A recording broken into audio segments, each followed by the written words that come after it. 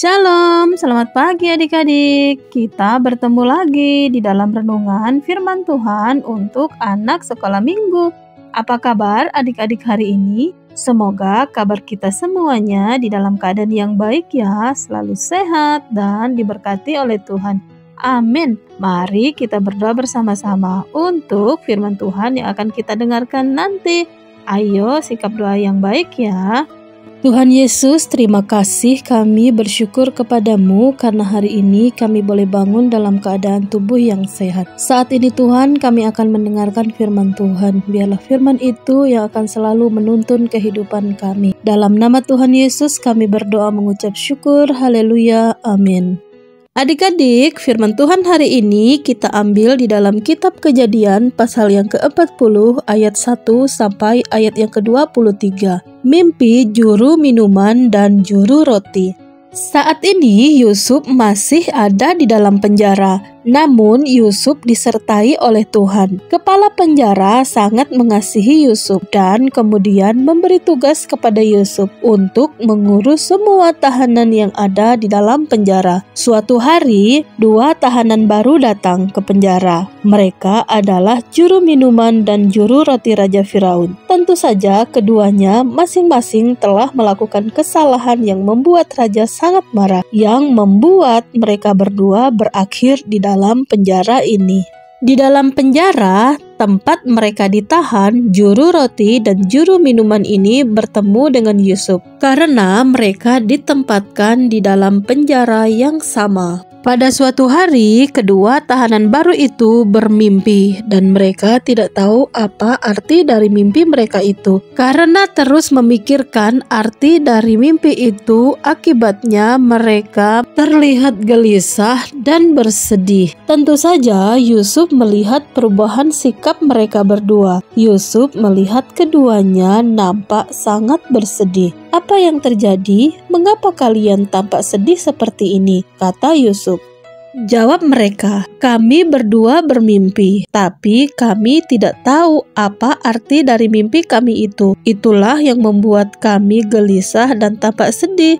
Kata Yusuf lagi, coba ceritakan mimpimu itu, karena Tuhan akan memberitahu kita apa arti dari mimpimu itu. Juru minuman raja lebih dulu berbicara dan menceritakan mimpinya. Dalam mimpiku itu, aku melihat pohon anggur yang memiliki 3 cabang. Setelah itu, ia bertunas dan berbunga, kemudian berbuah menjadi tandan-tandan anggur yang besar. Piala Raja Firaun ada di tanganku. Aku mengambil buah anggur itu, memerasnya ke dalam cangkir Firaun dan memberikannya kepadanya. Tuhan kemudian membantu Yusuf untuk dapat menjelaskan arti mimpi tersebut. Jadi 3 cabang itu berarti 3 hari. Dan dalam waktu 3 hari Firaun akan mengembalikan pekerjaanmu kepadamu, dan sama seperti semula kamu akan tetap menjadi juru minuman raja. Juru minuman raja itu sangat merasa lega dan senang karena arti mimpinya sangat baik dan tidak ada yang perlu dicemaskan lagi.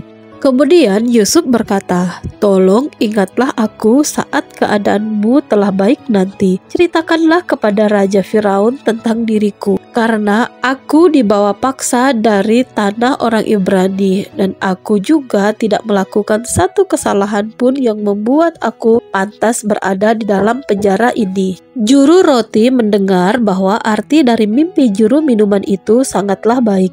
Ia juga menceritakan mimpinya, dengan harapan bahwa mimpinya juga memiliki arti yang baik untuknya. Katanya, aku juga bermimpi. Di kepalaku ada 3 bakul roti.